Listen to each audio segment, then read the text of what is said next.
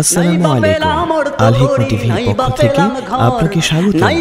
আল হিকমা TV একটি ব্যতিক্রমী Islamic YouTube channel. নতুন নতুন ইসলামিক ভিডিও পেতে চ্যানেলটি সাবস্ক্রাইব করে লাইক, কমেন্ট, শেয়ার করে সাথে থাকুন। যোগাযোগ করুন 01783221650। আসসালামু আলাইকুম ওয়া রাহমাতুল্লাহি ওয়া বারাকাতুহু। আলহামদুলিল্লাহি নাহমাদুহু ওয়া নাস্তাঈনুহু ওয়া নু'মিনু বিহি ওয়া নাতাওয়াক্কালু আলাইহি ওয়া নাউযু বিল্লাহি মিন শুরুরি আনফুসিনা ওয়া মিন সাইয়্যাতি আ'মালিনা। من يهده الله فلا مضل له ومن يضلله فلا هادي له ونشهد أن لا إله إلا الله وحده لا شريك له ونشهد أن محمدا عبده ورسوله. أما بعد فأعوذ بالله من الشيطان الرجيم. بسم الله الرحمن الرحيم. يا أيها الناس إنا خلقناكم من ذكر وأنثى وجعلناكم شعوبا وقبائل لتعارفوا إن أكرمكم عند الله أتقاكم. بارك الله لنا ولكم في القرآن الكريم ونفعنا وإياكم بالآيات والذكر الحكيم. أو كما قال عليه الصلاة والسلام. قال رسول الله صلى الله عليه وسلم: المسلمون كرجل واحد إن اشتكى عينه اشتكى كله وإن اشتكى رأسه اشتكى كله. যাবতীয় প্রশংসা এবং সমস্ত তারিফ সেই মহা প্রতিপালকের দরবারে, যিনি আমাদেরকে এই প্রতিকূল পরিস্থিতির মধ্যে দিয়েও এইরকম একটি ইসলামিক সম্মেলন করা তৌফিক এনায়েত করেছেন। এই জন্য জবান খুলে আমরা সকলেই সম্মিলিত সুরে মহা প্রতিপালকের শুকরিয়া জ্ঞাপন করি, আলহামদুলিল্লাহ। শান্তি বর্ষিত হোক মানবতার মুক্তির দূত ইমামুল মুরসালিন সৈয়দুল মুরসালিন খাতামুন নবিয়্যিন নবী কুলের মধ্যমণি হযরতে আহমদে মুস্তাফা সাল্লাল্লাহু আলাইহি ওয়াসাল্লামের উপর আল্লাহুম্মা সাল্লিম ওয়া সাল্লিম তাসলিমা। অধ্যক্ষার আয়োজিত আজকের এই ইসলামী মহাসম্মেলনের সম্মানিত সভাপতি সাহেব, মঞ্চে উপস্থিত আছেন দিন প্রিয়, ধর্মপ্রিয়, প্রিয় মুসলিম তাওহীদি জনতা, এবং পর্দার আড়ালে আছেন আমার পর্দানিশী মা ও বোনেরা, সকলের প্রতি আমার আন্তরিক শুভেচ্ছা ও মোবারকবাদ। বিশেষ করে আমাদের বর্তমান গভর্নমেন্ট এই প্রতিকূল পরিস্থিতির ভিতর দিয়েও আমাদেরকে এই ইসলামিক সম্মেলন করার অনুমতি দিয়েছেন। এই জন্য আমরা আমাদের এই মাহফিলের পক্ষ থেকে আমাদের বর্তমান গভর্নমেন্টকে জানাই আন্তরিক শুভেচ্ছা ও মোবারকবাদ। সম্মানিত প্রিয় উপস্থিতি, আমি আপনাদের সামনে যে আয়াতটি তেলাওয়াত করেছি, সূরা হুজুরাত 39 নম্বর সূরার 13 নম্বর আয়াত, এবং যে হাদিসটি আপনাদের সামনে উপস্থাপনা করেছি সহিহ মুসলিমের কিতাবুল বিররি ওয়া সিল্লাতি ওয়াল আদাব অধ্যায়ের একটি হাদিস। উল্লেখিত আয়াত এবং হাদিসকে লক্ষ্য করে, কেন্দ্র করে ইনশাআল্লাহ আমি আপনাদের সামনে কোরআন সুন্নাহ ভিত্তিক, দলিল ভিত্তিক কিছু আলোচনা করার প্রয়াস চালিয়ে যাব। ওমা তাওফিকি ইল্লা বিল্লাহ। আজকের আলোচনার বিষয় হচ্ছে ইসলামের সৌন্দর্য ও মুসলিমদের ভ্রাতৃত্ব, মুসলিমদের সম্পর্ক, ভালোবাসা, অখুয়াত, আর হচ্ছে ইসলামের সৌন্দর্য। আজকের আলোচনার মাধ্যমে আমরা সমস্ত ইহুদি খ্রিস্টানদের কাছে তথা বিধর্মীদের কাছে একটা মেসেজ দিতে চাই যে ইসলাম ধর্ম হচ্ছে একটি সুন্দর ধর্ম, মানবতার ধর্ম, যেই ধর্ম কেবল ধর্ম বর্ণ নির্বিশেষে মানবতার কল্যাণে কথা বলে। ইসলাম ধর্মের শিক্ষা তথা কথিত ইহুদি খ্রিস্টানদের দেওয়া জঙ্গিবাদ নয়। ইসলাম ধর্মের শিক্ষা হচ্ছে একজন ইহুদি মুসলমানদের সমাজে যদি সে বৈধভাবে বসবাস করে ইসলাম ধর্ম তার নিরাপত্তা দেয়। একজন খ্রিস্টান মুসলমান সমাজে বসবাস করবে, মুসলমানরা তার জান ও মালের নিরাপত্তা দেবে। একজন হিন্দু মুসলমান সমাজে বসবাস করবে, হিন্দুকে মুসলমানরা তার জান ও মালের নিরাপত্তা দেবে। এটাই হচ্ছে ধর্মীয় শিক্ষা, এটাই হচ্ছে ধর্মের সৌন্দর্য ও বৈশিষ্ট্য। ইনশাআল্লাহ আমরা কোরআন সুন্নাহ ভিত্তিক আজকে প্রমাণ করব সারা পৃথিবীর কুফফারদের কাছে, ইহুদি খ্রিস্টান হিন্দু বৌদ্ধ সবার কাছে আজকে প্রমাণ করব ইনশাআল্লাহ। আমরা নেটের মাধ্যমে আলোচনা পৌঁছে যাবে সারা বিশ্বের আনাচে কানাচে। এই আলোচনা থেকে যেন ইহুদি খ্রিস্টানদের কাছে একটা মেসেজ চলে যায় যে তারা যেই সুরে কথা বলে ইসলাম মানেই জঙ্গিবাদ, মুসলিম মানেই জঙ্গি, এটা যেন আজকের আলোচনার পর ইনশাআল্লাহ এই ভুলটা তাদের ভেঙে যায়, আমরা প্রয়াস চালিয়ে যাব। তথা আলোচনার দ্বিতীয় ধাপে আমাদের মুসলিম সমাজের মোমেনরা এখান থেকে আদেশ উপদেশ নিষেধ নেবে। আর যারা জ্ঞান পাপী মুনাফেক আছে তাদের জন্য হচ্ছে নসিহাত, তারা যেন তাদের আত্মাকে পবিত্র করতে পারে এই আলোচনার মাধ্যমে।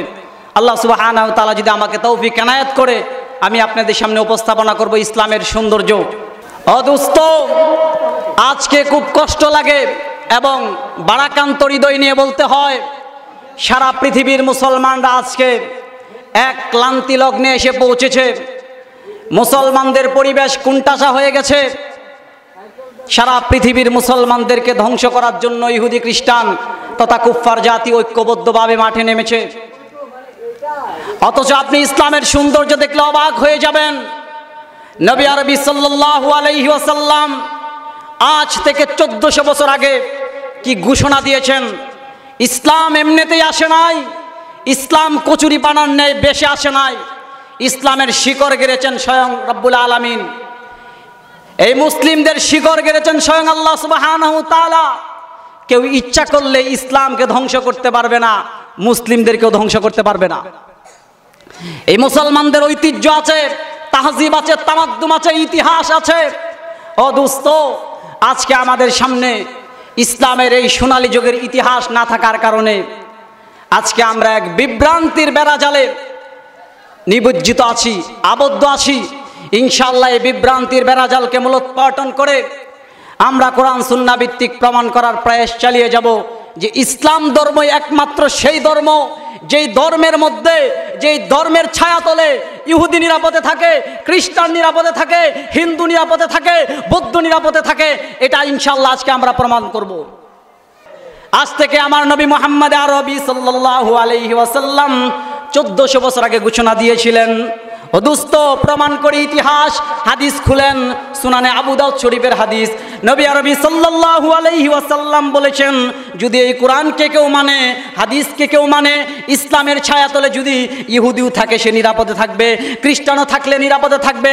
নবী আরবি সাল্লাল্লাহু আলাইহি ওয়াসাল্লাম 1400 বছর আগে বলেছিলেন।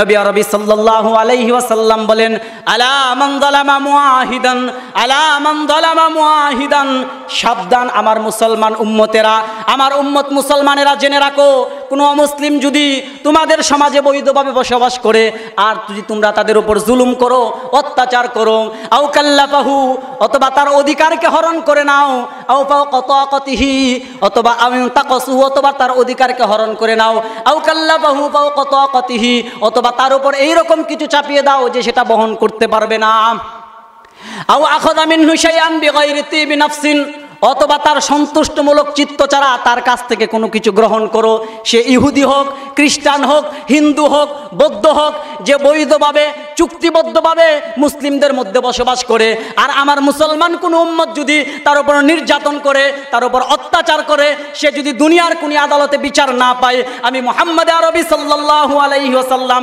বিচারের দিন তার বিরুদ্ধে, আমার উম্মতের বিরুদ্ধে বাদী হয়ে দাঁড়িয়ে যাব। ফানা হাজিজুহু ইয়াউমাল কিয়ামা, ফানা হাজিজুহু ইয়াউমাল কিয়ামা। আমরা এটা চ্যালেঞ্জ করে বলতে পারি, সারা পৃথিবীর মধ্যে এইরকম একটা ধর্মগ্রন্থ আপনি দেখাতে পারবেন না, এইরকম একটা ধর্ম দেখাতে পারবেন না, এইরকম একটা ধর্মের পুপকে দেখাতে পারবেন না, পণ্ডিতকে দেখাতে পারবেন না, যে এই ভাষায় কথা বলেছে, যারা প্রতিদিন সকালে ওম শান্তি বলে পৃথিবীর মানুষকে জানায় যে আমরা শান্তি চাই, শান্তি চাই। তারা কি অবস্থা করেছে আপনারা দেখেছেন? কি অবস্থা করেছে মায়ানমারের মুসলমানদেরকে? আমাদের প্রধানমন্ত্রী বর্ডার খুলে দিয়েছে, আমাদের প্রধানমন্ত্রী নিজেও ওখানে গিয়েছে, সাহায্য সহযোগিতা আমরা করেছি, প্রধানমন্ত্রীর চোখ দিয়েও পানি প্রবাহিত হয়েছে। এটা কিসের কারণে? এটা হচ্ছে ধর্মীয় শিক্ষা, ইসলামের শিক্ষা। যে ইসলামের শিক্ষায় মানবতার শিক্ষার কথা বলে, যে ইসলামের শিক্ষা আদর্শ মূল্যবোধের শিক্ষার কথা বলে, যে ইসলামের শিক্ষা সামাজিক মূল্যবোধের শিক্ষার কথা বলে, যেই শিক্ষার মধ্যে আদর্শ মূল্যবোধের শিক্ষা নেই, যেই শিক্ষার মধ্যে মানবতা মূল্যবোধের শিক্ষা নেই, যেই শিক্ষার মধ্যে সামাজিক মূল্যবোধের শিক্ষা নেই, সেই শিক্ষার দ্বারাতে কোনোদিন একটি উন্নত জাতি হতে পারে না, উন্নত দেশ হতে পারে না। যেটা জ্বলন্ত প্রমাণ দিয়েছে মায়ানমার। এরা জ্বলন্ত প্রমাণ কারা দিয়েছে? মায়ানমার। এটা হচ্ছে আমাদের ধর্মীয় শিক্ষা। আমার নবী আরবি সাল্লাল্লাহু আলাইহি ওয়াসাল্লাম 1400 বছর আগে বলেছেন, আমার কোন উম্মত সাবধান, আলা সাবধান, তোমাদের মধ্যে যদি কোনো অমুসলিম বসবাস করে বৈধভাবে, সে হিন্দু হোক, খ্রিস্টান হোক, ইহুদি হোক, বৌদ্ধ হোক, সে বৈধভাবে বসবাস করলে তুমি ইচ্ছা করলে তার উপর জুলুম করতে পারবা না। তোমার শক্তি আছে তার উপর তুমি জুলুম করবা, এটা ইসলামের শিক্ষা না। যদি করো, আর যদি সে দুনিয়ার কোনো আদালতে বিচার না পায়, আমি মুহাম্মদ আরবি সাল্লাল্লাহু আলাইহি ওয়াসাল্লাম বিচারের দিন তার বিরুদ্ধে মামলা দায়ের করে দেব, আল্লাহর কাছে মামলা দায়ের করে দেব। ও দোস্ত, আজকে ইসলামকে বলা হয় জঙ্গিবাদ, মুসলমানদেরকে বলা হয় জঙ্গিবাদ। দুঃখ লাগে, কষ্ট লাগে। অথচ ইসলামের শিক্ষা দেখেন, নবী আরবি সাল্লাল্লাহু আলাইহি ওয়াসাল্লাম 1400 বছর আগে কি শিক্ষা দিয়েছেন, কি শিক্ষা দিয়েছেন। আজকে ইসলামের এই ন্যূনতম মানবতাবোধ আছে বলেই আমরা বর্ডার খুলে দিয়েছি, উন্মুক্ত করে দিয়েছি। খেয়ে না খেয়ে আমাদের প্রধানমন্ত্রী বলেছেন যে আমরা যদি 3 বেলা খায়া থাকতে পারি, তো 2 বেলা না খেলাম, 1 বেলা না খেলাম, তাদেরকে আমরা খাওয়াবো। এই কথা বলে নাই? এই কথা বলেছে। এটা হচ্ছে ইসলামের শিক্ষা, আদর্শ মূল্যবোধের শিক্ষা। এখান থেকে আমাদের শিক্ষা নিতে হবে। এটা হচ্ছে ইসলামের শিক্ষা। আজকে সেই শিক্ষা কোথায় চলে গেছে? ও দোস্ত, যে ইহুদি খ্রিস্টান জাতি আমাদেরকে শিক্ষা দেয় মানবতার শিক্ষা, মানবতার শিক্ষা। কিছুদিন আগে আমাদের ডোনাল্ড ট্রাম্প সাহেব, সৌদি আরব তাকে লাল গালিচা সংবর্ধনা দেওয়া হয়েছে, সে নাকি শান্তির প্রতীক নিয়ে এসেছে। আচ্ছা এবার বলেন তো, কোনো ইহুদি খ্রিস্টান কি মুসলমানদের জন্য শান্তির প্রতীক নিয়ে আসতে পারে? আসতে পারে নাই।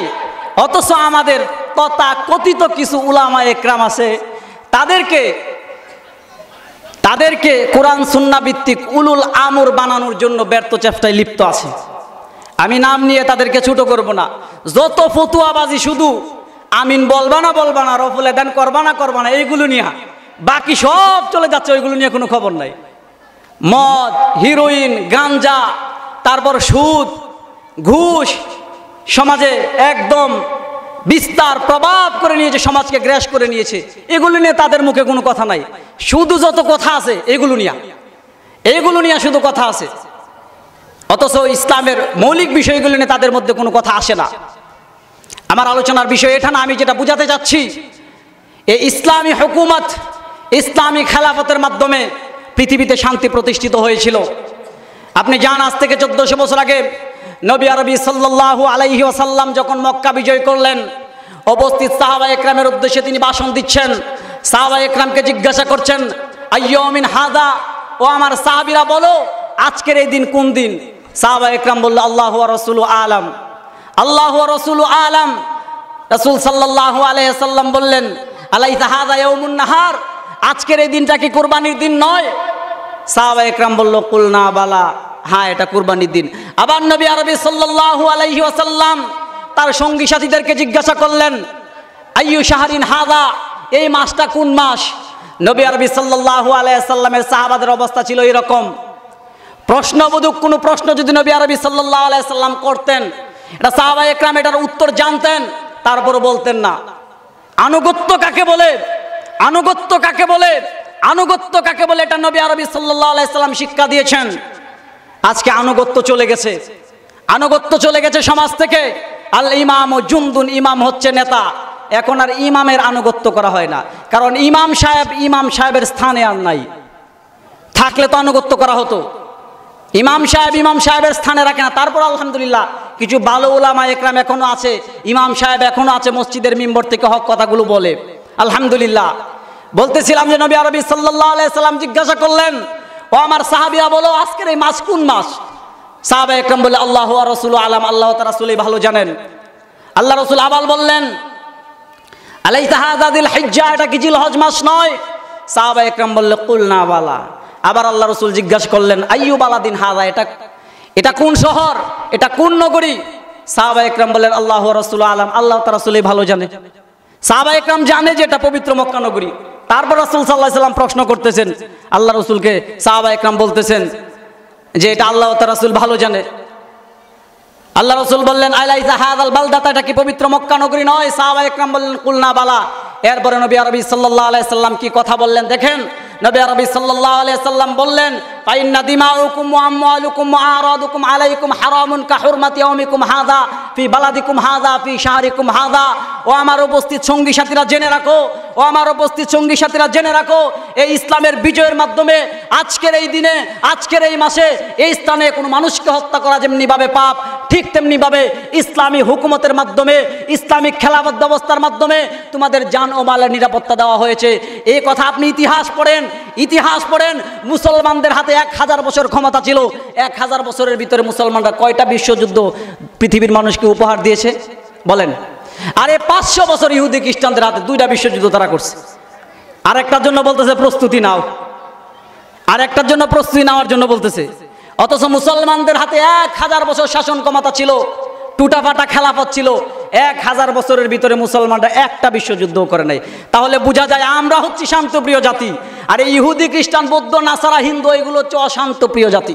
কথা ঠিক না বে ঠিক? কারণ আমরা 1000 বছরের ভিতরে একটা বিশ্বযুদ্ধ করি নাই, আর তোমরা 500 বছরের ভিতরে 2টা বিশ্বযুদ্ধ করেছো। এটা এবার বলেন তো, হিটলার কোন মাদ্রাসায় লেখাপড়া করছে? 60 লক্ষ ইহুদি যে কোনো কারণ ছাড়াই মারলো, কোন মাদ্রাসায় লেখাপড়া করছে? কোনো মাদ্রাসায় লেখাপড়া করে নাই, সে ছিল খ্রিস্টান। অথচ 500 বছরের ভিতরে ইহুদি খ্রিস্টান জাতি 2টা বিশ্বযুদ্ধ করেছে। তারপরও তারা আমাদেরকে শিখায়, তাদের কাছ থেকে আমাদের শিক্ষা নিতে হবে, তাদের কাছ থেকে আমাদের আদর্শ মূল্যবোধের শিক্ষা নিতে হবে, সামাজিক মূল্যবোধের শিক্ষা নিতে হবে, তারপর হচ্ছে মানবিক মূল্যবোধের শিক্ষা নিতে হবে। এই যে ইহুদি খ্রিস্টান জাতির সিলেবাস সহ শিক্ষা আমাদেরকে কি দিছে এবার দেখে নেই। শিক্ষা সফরের নামে কি হয় আমাদের দেশের মধ্যে, এই শিক্ষা থেকে আমাদেরকে বের হয়ে আসতে হবে। আমাদের ধর্মীয় একটা শিক্ষা আছে, আমাদের ধর্মীয় শিক্ষাই কেবল আদর্শ মূল্যবোধের শিক্ষা দেয়, সামাজিক মূল্যবোধের শিক্ষা দেয়, মানবিক মূল্যবোধের শিক্ষা দেয়। যেই শিক্ষার মাধ্যমে, সেই শিক্ষার মাধ্যমে ওই 1400 বছর আগে একজন নারী তার ঘর থেকে বের হয়ে শত শত মাইল চলে যেত একা, তার উপর কোনো আক্রমণ করা হতো না। কিন্তু ওই পাশ্চাত্য সংস্কৃতির শিক্ষা আজকে আমাদেরকে এই উপহার দিয়েছে। আধুনিক শিক্ষার নামে আমাদের ছেলেরা মেয়েরা অবৈধ প্রেমের নামে, লেখাপড়ার নামে যখনই সুযোগ পায় তখনই পার্কের মধ্যে গিয়ে পিতামাতার চোখের আড়ালে অবৈধ সম্পর্ক গড়ে তোলে। এই হচ্ছে আমাদের আধুনিক শিক্ষা। এই জন্য আমাদের ধর্মীয় শিক্ষার প্রতি মনোযোগী হতে হবে। ধর্মীয় শিক্ষা যদি কোনো জাতির মধ্যে না থাকে, সেই জাতি কোনো সময় উন্নত জাতি হতে পারে না। অদুস্ত বলতেছিলাম আলোচনার বিষয়। আর এগুলোর পিছনে কারণ আছে। আজকে কেন মুসলমান ইসলাম থেকে সরে গেছে, কোরআন হাদিস থেকে সরে গেছে? আজকে তো আমাদের সমাজের অবস্থা হয়ে গেছে এইরকম, ওয়াজের নামে এখন তো কণ্ঠশিল্পী কিনে নিয়ে আসা হয়, ঠিক না? কণ্ঠশিল্পী আসে, 2টা গান বলে, তারপর হচ্ছে একটু আজান দেয়, একটু বেক্সি দেয়, একটু কৌতুক করে 50,000 টাকা, 50,000 টাকা, 1 লক্ষ টাকা তাকে দিতে হবে। অথচ মুহাম্মদ সাল্লাল্লাহু আলাইহি সাল্লামের কি সুন্নাহ কি এটা নাকি? খুলেন মুসলিম শরীফ। নবী আরবি সাল্লাল্লাহু আলাইহি ওয়াসাল্লাম যখন ভাষণ দিতেন, বক্তৃতা দিতেন, তখন কি তিনি তার সঙ্গী সাথীদের সামনে বেক্সি মারছেন, লাফ মারছেন, এই টেজ দেখে ফালমারি উঠে পড়ছেন উপরে? এরকম করেন নাই। আজান দিছেন, সঙ্গীত গাইছেন, সঙ্গীত গাও কোনো সমস্যা নাই, আজান দাও কোনো সমস্যা নাই। কিন্তু কোরআন হাদিস বাদ দিয়ে কেচ্চা কাহিনী দিয়া চলে এখন এই দেশের মধ্যে ওয়াজ। এই জন্যই তো জাতি তাসির হচ্ছে না, এই জন্যই জাতি তাসির হচ্ছে না। কোনো এক বড় মনীষী বলেছিল, যুগে যুগে ইসলামের ক্ষতি করেছে দুই শ্রেণীর মানুষ, এক হচ্ছে রাহেব গোষ্ঠী, আরেক হচ্ছে শাসক গোষ্ঠী। আমি মনে করি এই শতাব্দীর মধ্যে ইসলামের সবচাইতে বড় ক্ষতি করেছে এই নামদারি উলামা একরাম। নামদারি উলামা একরাম, নামদারি উলামা একরাম। রাসূল আকরাম সাল্লাল্লাহু আলাইহি সাল্লাম যখন ভাষণ দিতেন, খুলেন কিতাবুল জুমা, মুসলিম শরীফের হাদিস পরিষ্কার বলে, ইদা খতাবা মাররাত আইনাহু, যখন রাসূল সাল্লাল্লাহু আলাইহি সাল্লাম তার সঙ্গী সাথীদের উদ্দেশ্যে বক্তব্য দিতেন, ভাষণ দিতেন, মাহফিল করতেন, আলোচনা করতেন, ইদা খতাবা মাররাত আইনাহু, রাসূল সাল্লাল্লাহু আলাইহি সাল্লামের চক্ষু লাল হয়ে যেত, ওয়ালা সাউতুহু, তার কণ্ঠ উঁচু হয়ে যেত, ওয়াশতাদ্দা গদাবাহু, তার চেহারা কালো হয়ে যেত, কান্নাহু মুনজিরু জাইশিন, যেন তিনি একটা আক্রমণাত্মক বাহিনী সম্পর্কে সতর্ক করতেছেন। ইয়াকুলু সাব্বাহাকুম মাসাকুম, ইয়াকুল সাব্বাহাকুম মাসাকুম, ভোরবেলায় তোমাদেরকে হামলা করবে, সকালে হামলা করবে, আক্রমণাত্মক বাহিনী সম্পর্কে তিনি তার সঙ্গী সাথীদেরকে সতর্ক করতেন। ও দোস্ত, এখন কথা হচ্ছে যে নবী আরবি সাল্লাল্লাহু আলাইহি সাল্লাম যখন ভাষণ দিতেন তার চোখ লাল হয়ে যেত, এভাবেই ভাষণ দেওয়া সুন্নত। এখন আমাদের দেশে তথাকথিত বক্তারা যখন ভাষণ দেয় তখন সামনের শ্রোতারা সব হাসে, সামনে সুতরাং হাসতে হাসতে একদম পেটে ধরে, বক্তা খুব ভালো, খুব হাসাইছে, খুব গল্প বলছে, খুব কিচ্ছা বলছে। আমরা তো যখন ছোট ছিলাম তখন দেখতাম এদেশের মধ্যে লাইলি মজলুর কাহিনী হতো, এখনো হয়। ওদের মধ্যে বলে না লাইলি মজলুর কাহিনী, এটা একটা মিথ্যা বানোয়াট কাহিনী, এটা ইতিহাসের মধ্যেও খুঁজে পাওয়া যায় না, সঠিক কোনো এটার বিভ্রান্ত নাই। আপনারা শুনেছেন, আমি কওমি মাদ্রাসায় লেখাপড়া করেছি, এখনো করতেছি। হানাফি মাদ্রাসায় লেখাপড়া করেছি, এখনো করতেছি। জন্মগতভাবে হানাফি, আলিয়াতে লেখাপড়া করতেছি, এখনো করতেছি। আপনারা আবার ভাইবেন না অন্য কিছু। তো এই হচ্ছে আমাদের অবস্থা। অথচ নবী আরবি সাল্লাল্লাহু আলাইহি সাল্লাম যখন ভাষণ দিতেন তার চক্ষু লাল হয়ে যেত, আওয়াজ উঁচু হয়ে যেত, যেন তিনি একটা আক্রমণাত্মক বাহিনী সম্পর্কে সতর্ক করতেছেন। এভাবেই বক্তব্য দেওয়া সুন্নত। বক্তব্যের নামে নাটক করা, অভিনয় করা, বেক্সি মারা, দাঁত বের করা, বিজগি মারা, এগুলো সুন্নাহর বহির্ভূত। এই জন্যই তো জাতি আজকে তাসির হচ্ছে না, জাতির মধ্যে আসর পড়তেছে না। কোরআন সুন্নাহ আলোচনা হবে, কোনো কেচ্চা কাহিনী হবে না। নবী আরবি সাল্লাল্লাহু আলাইহি সাল্লাম বলেছেন, আজকে এই মুসলিম জাতি অধপতনের পিছনে কারণ কি? নবী আরবি সাল্লাল্লাহু আলাইহি ওয়াসাল্লাম বিদায় হজের ভাষণে বলেছিলেন যে হাদিসটাকে স্কুলেও পড়ানো হতো, এখন আছে কিনা তা জানি না, থাকলে থাকতেও পারে, আলিয়াতে আছে, কাউমিতে আছে। নবী আরবি সাল্লাল্লাহু আলাইহি সাল্লাম বিদায় হজের ভাষণের সময় কি বলেছিল? তারাকতু ফীকুম আমরাইন, দুটি জিনিস রেখে যাচ্ছি, লান তাদিল্লু মা তামাসসাকতুম বিহিমা, দুটি জিনিসকে আঁকড়িয়ে ধরো, পথভ্রষ্ট হবে না, গুমরা হবে না। ইহুদি মারতে পারবে না, খ্রিস্টান মারতে পারবে না, বুদ্ধ মারতে পারবে না, হিন্দুরা রক্ত নিয়ে উলুদ্দুলি করতে পারবে না। আঁকড়ায় ধরো দুটি জিনিস, কিতাবাল্লাহি ওয়া সুন্নাতি রাসূলিল্লাহ। এক হচ্ছে আল্লাহর কিতাব ওহীর বাণী, আর এক হচ্ছে মুহাম্মদ সাল্লাল্লাহু আলাইহি সাল্লামের সুন্নাহ। এখন কোরআন সুন্নাহ বাদ দিয়া যত কেচ্চা কাহিনী, গাজার নামে কাহিনী, ল্যাংটার নামে কাহিনী, দুর্গার নামে কাহিনী, এই কাহিনী নিয়ে ব্যস্ত, কোরআন সুন্নাহ আলোচনা হয় না। কথা কি মিথ্যা বললাম নাকি? একদম 100% রাইট কথা বললাম। অথচ নবী আরবি সাল্লাল্লাহু আলাইহি সাল্লাম বলেছেন, ও আমার উম্মতেরা জেনে রাখো, কিয়ামত পর্যন্ত যদি তোমরা দুটি জিনিসকে আঁকড়িয়ে ধরো, পথভ্রষ্ট হবে না, গুমরা হবে না, ইহুদিও মারতে পারবে না, খ্রিস্টানও মারতে পারবে না। আসেন এবার আমরা আমাদের মূল আলোচনায় যাই। ইসলামের সৌন্দর্য আমরা তুলে ধরতেছি আপনাদের সামনে।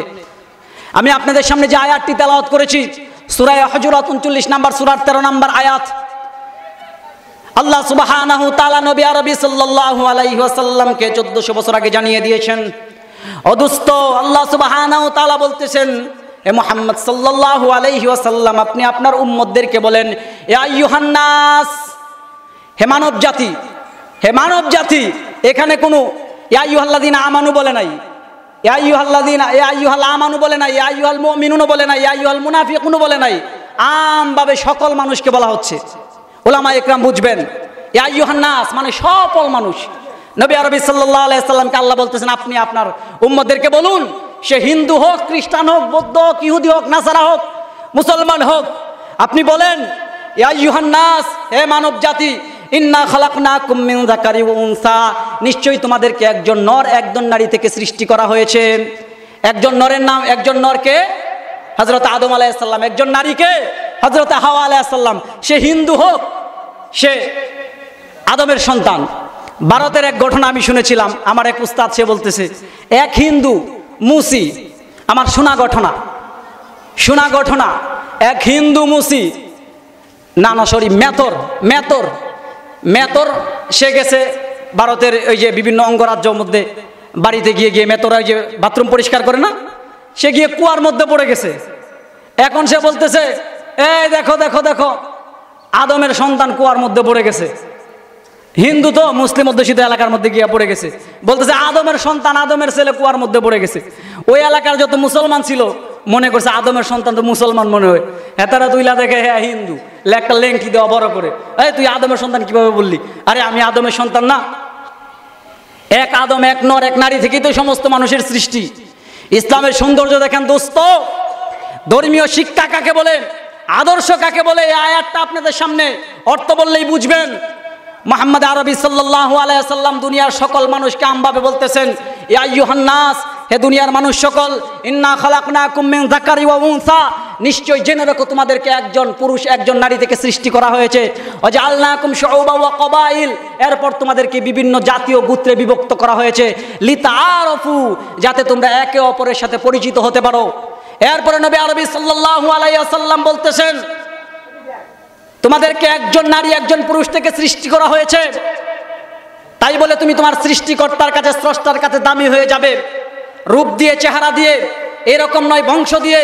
বলতেছেন নবী আরবি সাল্লাল্লাহু আলাইহি ওয়াসাল্লাম, ইন্না আকরামাকুম ইনদাল্লাহি আতকাকুম, জেনে রাখো তুমি হতে পারো আরবি হতে পারো আজমি, তুমি এক আদমের সন্তান, আনতুম বনু আদম, সমস্ত মানুষ এই আদমের সন্তান। সে হিন্দু হতে পারে, খ্রিস্টান হতে পারে, বৌদ্ধ হতে পারে, মুসলমান হতে পারে, কিন্তু তার প্রতিপালকের কাছে সে যদি দামি হতে হয় তাহলে সে তার পরিচয় দিয়ে দামি হতে পারবে না, হিন্দু দিয়ে দামি হতে পারবে না, খ্রিস্টান দিয়ে দামি হতে পারবে না, বৌদ্ধ দিয়ে দামি হতে পারবে না। সে মুসলমান হয়ে ইন্না আকরামাকুম ইনদাল্লাহি আতকাকুম, তার তাকওয়া থাকতে হবে। নিশ্চয় আল্লাহ সুবহানাহু ওয়া তাআলার কাছে, তার প্রতিপালকের কাছে সেই ব্যক্তি সবচাইতে সম্ভ্রান্ত যে বেশি তাকওয়াবান, যে বেশি তাকওয়াবান। আপনি মুসলমান হলে আপনার ভিতরে যদি তাকওয়া না থাকে, আপনি সৃষ্টিকর্তার কাছে স্রষ্টার কাছে প্রতিপালকের কাছে দামি হতে পারবেন না। তাকওয়া কোথায় থাকে? এখানে থাকে। তাকওয়া কোথায় থাকে? এখানে থাকে, কলবে থাকে। এই জন্য আল্লাহ সুবহানাহু ওয়া তাআলা বলছেন, কদ আফলাহা মান যাক্কাহা, যে তার আত্মাকে পবিত্র করলো সে সফলতা অর্জন করলো। ও দোস্ত, আত্মা পবিত্র হলেই সুদ খাওয়া যায় না, আত্মা পবিত্র হলেই ঘুষ খাওয়া যায় না, আত্মা পবিত্র হলেই মিথ্যা কথা বলা যায় না, আত্মা পবিত্র হলেই মুনাফিকি করা যায় না, আত্মা পবিত্র হলেই গান বাজনা করা যায় না, আত্মা পবিত্র হলেই মাজারে গিয়ে সেজদা দেওয়া যায় না। আর যদি আত্মার মধ্যে নাপাকি থাকে, সুদ খাওয়া যায়, ঘুষ খাওয়া যায়, মাজারে গিয়ে ল্যাংটা হয়ে নাচানাচি করা যায়, নারী পুরুষাবাদ মেলামেশা করা যায়, মদের আসর বসানো যায়, গানের আসর বসানো যায়, এটা হচ্ছে আত্মার সাথে সম্পৃক্ত। এই জন্য আল্লাহ সুবহানাহু ওয়া তাআলা বলছেন, কদ আফলাহা মান যাক্কাহা, যে তার আত্মাকে পবিত্র করলো সে সফলতা অর্জন করলো। তাকওয়া, তাকওয়া কোথায় থাকে? এখানে থাকে। হযরত ওমর রাদিয়াল্লাহু আনহু উবাই বিন কাব রাদিয়াল্লাহু আনহুকে জিজ্ঞাসা করেন, ভাই উবাই বিন কাব, তুমি বলো তো না তাকওয়া, তাকওয়া কি? তাকওয়া কি? উবাই বিন কাব রাদিয়াল্লাহু আনহু বলেন, সম্মানিত প্রিয় উপস্থিতি, খুব গভীরভাবে বুঝবেন বিষয়টা। কোনো কেচ্চা কাহিনী বলতেছি না, কোরআন এবং হাদিস থেকে বলতেছি, প্রত্যেকটা কথার দলিল আছে। আলতু ফালতু কিচ্ছা কাহিনী বলার জন্য ওই নরসিংদী থেকে আসি না, এখানে আসছি আপনাদেরকে কিছু কোরআন হাদিস শুনিয়ে যাব। এই জন্য গভীরভাবে শুনতে হবে এবং দিলের কানে শুনতে হবে। কোরআন হাদিসের কথা গভীরভাবেই শোনা সুন্নাত। তাকওয়ার কথা বলতেছিলাম, তাকওয়া কোথায় থাকে বলতেছিলাম, এখানে থাকে, কলবে থাকে। ওমর রাদিয়াল্লাহু আনহু উবাই বিন কাব রাদিয়াল্লাহু আনহুকে জিজ্ঞাসা করলেন, ভাই উবাই বিন কাব, তুমি বলো মানাত তাকওয়া, তাকওয়া কোথায় থাকে? উবাই বিন কাব রাদিয়াল্লাহু আনহু লৌহমান ওমর ইবনে খাত্তাব রাদিয়াল্লাহু আনহুকে উদ্দেশ্য করে বললেন, ও আমার দোস্ত, আপনি কি কোনো সময় কাঁটাতারের জঙ্গল কিংবা কাঁটাতারের সুড়ঙ্গ পথ অতিক্রম করেছেন? কাঁটাতার চিনেন?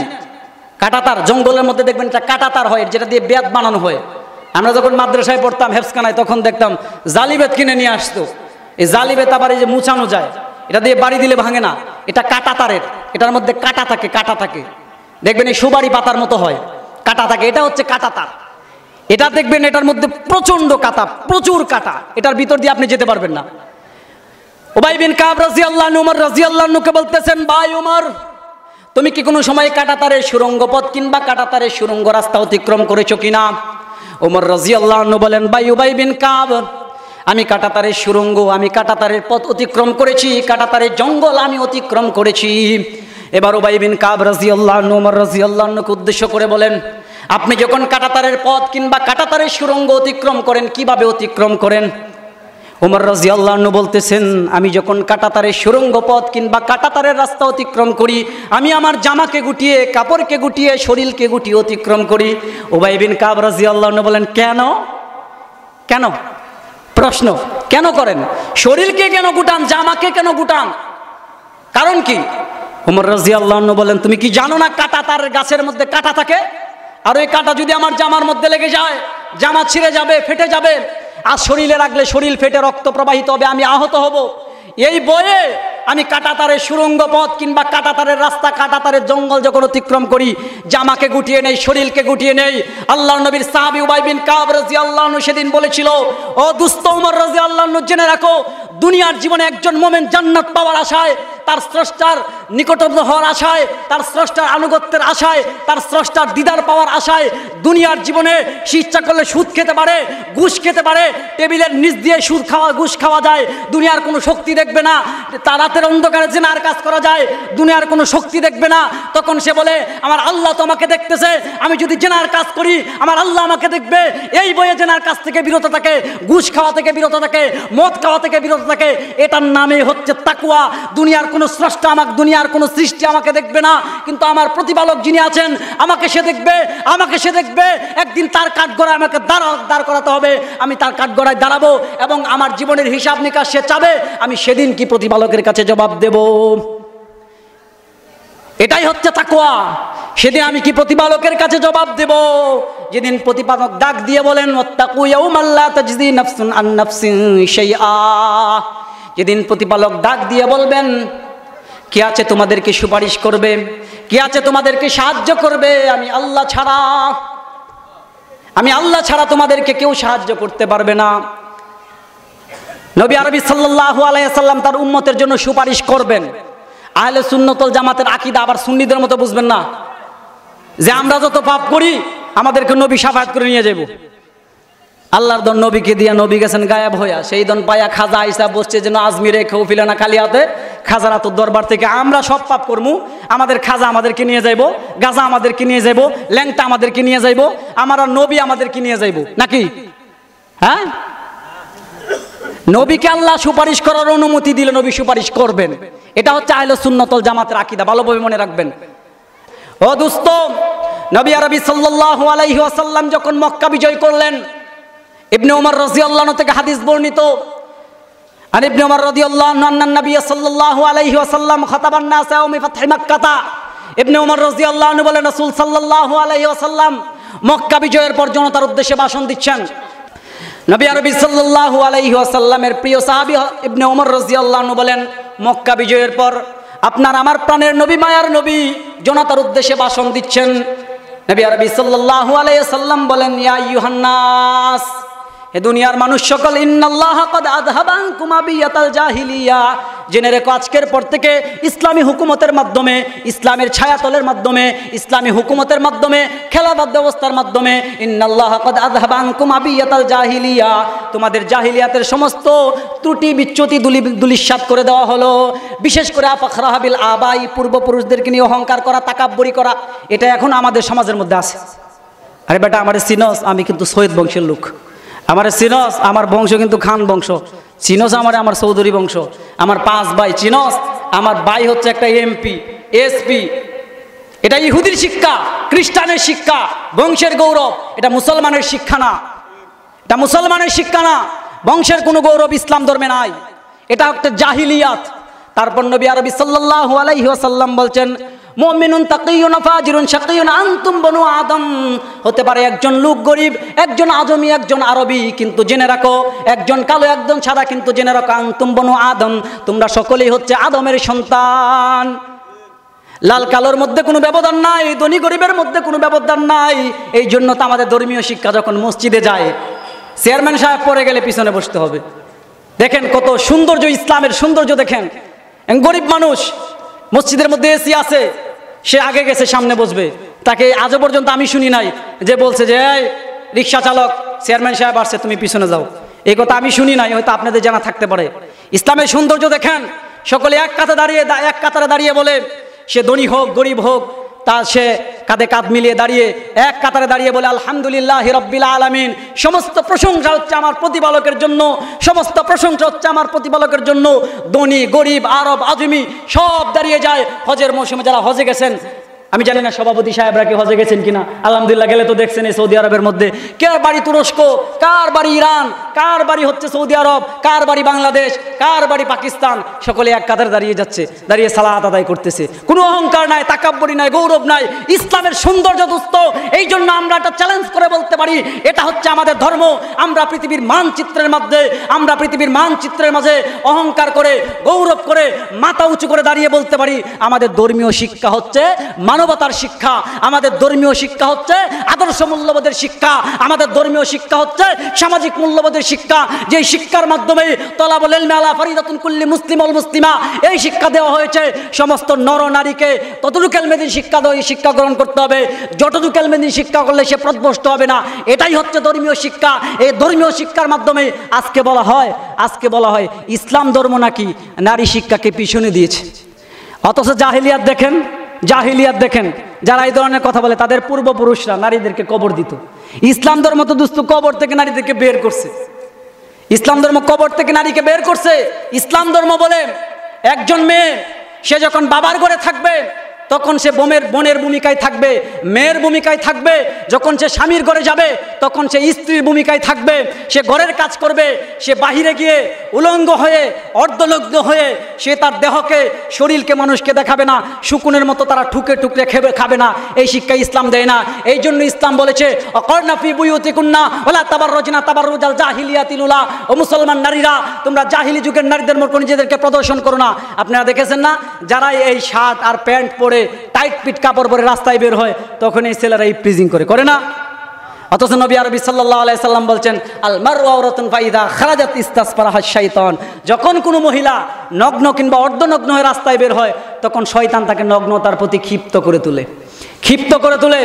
আজকে দোস্ত দেখা যায় এইদিকে পরকিয়া, ওইদিকে ছেলেরে নিয়ে গেছে, ওইদিকে মেয়েরে নিয়ে গেছে, ওইদিকে ছেলে মেয়ে ধরা খাইছে। কারণটা কি? এটা হচ্ছে পাশ্চাত্য শিক্ষা। এই পাশ্চাত্য শিক্ষার মধ্যে, এই সহশিক্ষার নামে যে শিক্ষার মধ্যে আদর্শ মূল্যবোধের শিক্ষা নাই, যে শিক্ষার মধ্যে সামাজিক মূল্যবোধের শিক্ষা নাই, যে শিক্ষার মধ্যে মানবিক মূল্যবোধের শিক্ষা নাই, সেই শিক্ষা কোনো মুসলমানদের প্রয়োজন নাই। সেই শিক্ষার রাম বামের প্রয়োজন থাকতে পারে, কোনো মুসলমানের সেই শিক্ষার প্রয়োজন নাই। যেই শিক্ষার মধ্যে আদর্শ মূল্যবোধের শিক্ষা আছে, যেই শিক্ষার মধ্যে মানবিক মূল্যবোধের শিক্ষা আছে, যেই শিক্ষার মধ্যে সামাজিক মূল্যবোধের শিক্ষা আছে, যেই শিক্ষা কেবল বলে একজন মেয়ে যখন তার বাবার ঘরে থাকবে মেয়ের ভূমিকায় থাকবে, বোনের ভূমিকায় থাকবে, একজন মেয়ে যখন বিবাহের বয়স হবে স্বামীর ঘরে যাবে তখন সে মায়ের ভূমিকায় থাকবে, নয়তো সে স্ত্রীর ভূমিকায় থাকবে। সে ঘরের ভিতরে রান্না করবে, সে ঘরের ভিতর কাজ করবে। সে ঘর থেকে বের হইয়া আধুনিক শিক্ষার নামে ছেলে মেয়েরে গিয়া ঠেলাঠেলি করা, এই শিক্ষা ইসলাম বলে না। আমরা কেউ ভুল বুঝবেন না, আমি ইসলামের সৌন্দর্য তুলে ধরতেছি আপনাদের সামনে। এটা হচ্ছে ইসলামের সৌন্দর্য। দোস্ত ইসলামের সৌন্দর্য দেখেন, ইসলামের সৌন্দর্য কাকে বলে? ইসলামের সৌন্দর্য আজকে আমাদেরকে বলা হয় আমরা নাকি মানবতা বিরোধী। মুসলমানরা মানবতা বুঝে না, মুসলমানরা শুধু জঙ্গিবাদ শিক্ষা দেয়। অথচ ইসলাম ধর্ম শিক্ষা দেয় যেই শিক্ষার মধ্যে একটা জাতি আদর্শ মূল্যবোধের শিক্ষা খুঁজে পায়, সামাজিক মূল্যবোধের শিক্ষা খুঁজে পায়, আদর্শ মানবিক মূল্যবোধের শিক্ষা খুঁজে পায়। আজকে দেখেন না শিক্ষা সফরের নামে কি হয়। বাস্তব, আপনার মেয়েটার আপনি দিচ্ছেন স্কুল লেখাপড়া করার জন্য, আপনার অগোচরে সে চলে যাচ্ছে স্কুল ক্লাস ফাঁকি দিয়া।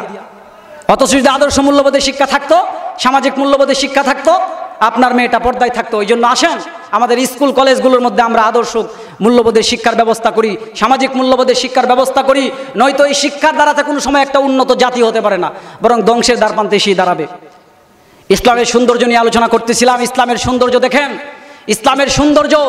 ইসলামের সৌন্দর্য কাকে বলে? নবী আরবি সাল্লাল্লাহু আলাইহি সাল্লাম কি সৌন্দর্য দিয়েছেন। এবার আসেন, একজন ব্যক্তি ইসলাম ধর্ম গ্রহণ করার পর সে হয়ে যায় মুসলিম। সে কি হয়? মুসলিম মানে আত্মসমর্পণকারী। কার কাছে? আল্লাহর কাছে।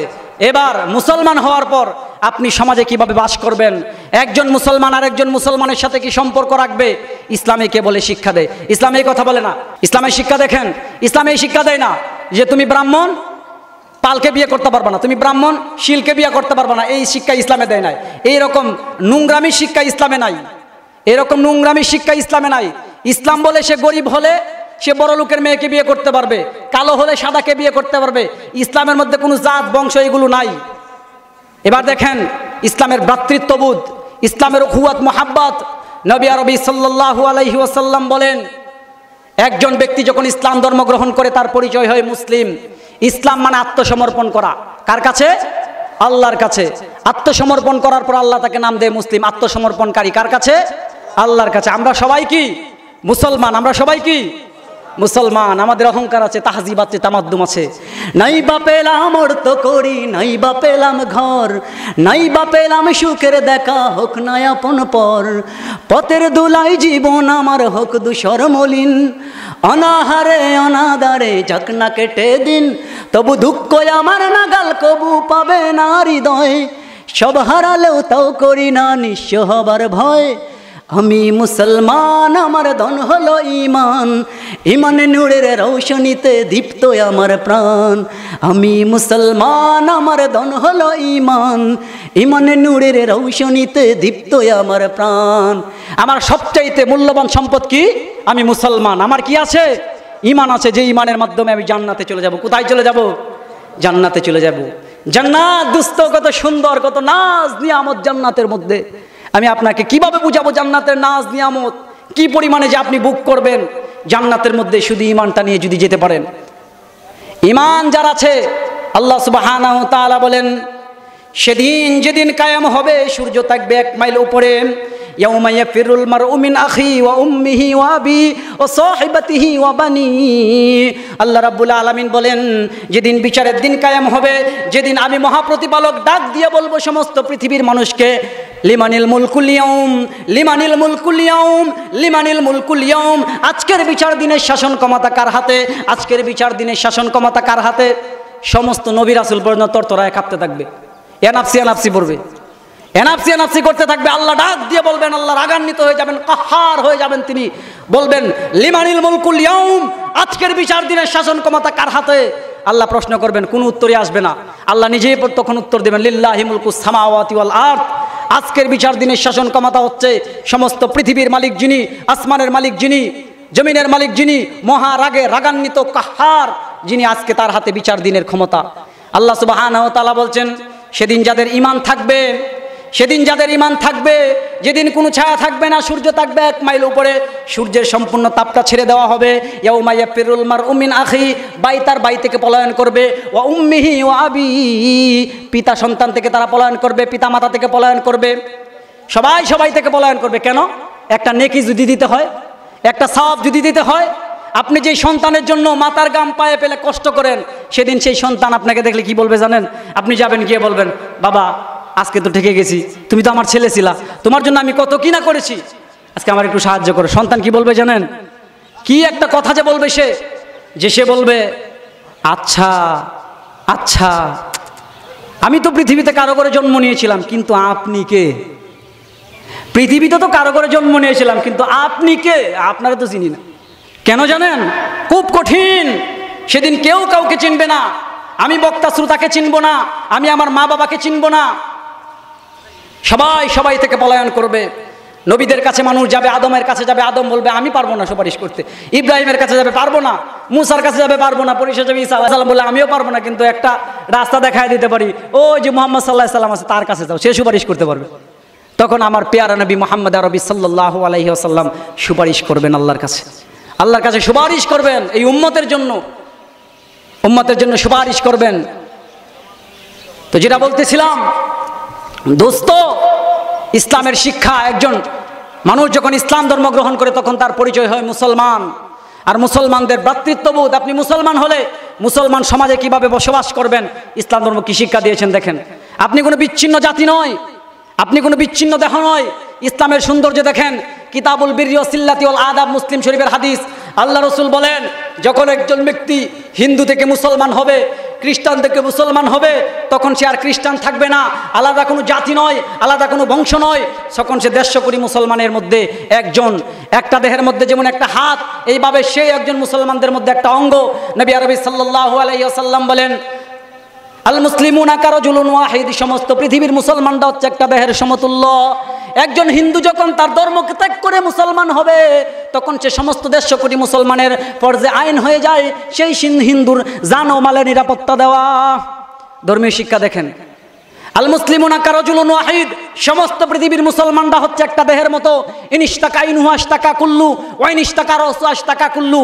দেহের একটা অঙ্গ আঘাতপ্রাপ্ত হলে, কানে আঘাতপ্রাপ্ত হলে যেই রকম মাথায় খবর পায়, নাকে আঘাতপ্রাপ্ত হলে যেই রকম পায়ের মধ্যে খবর পাওয়া যায়, ঠিক তেমনি ভাবে পৃথিবীর একজন মুসলমান আক্রান্ত হবে, 150 কোটি মুসলমান সিংহের মতো গর্জে উঠবে, 150 কোটি মুসলমানের কণ্ঠ থেকে প্রতিবাদের ভাষা আসবে।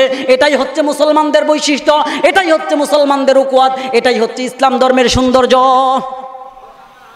একজন মুসলমান আক্রান্ত হবে, সে তার বাড়ি হোক কোথায়, ওই ফ্রান্সে, সে ফ্রান্সে হোক, সে ইরানে হোক, ইরাকে হোক, কাশ্মীরে হোক, পাকিস্তানে হোক, যেখানেই হোক না কেন, একজন মুসলমানদের ওপর যখন কুফফাররা আক্রমণ করবে, সমস্ত পৃথিবীর মুসলমানরা তেলে বেগুনে জ্বলে উঠবে।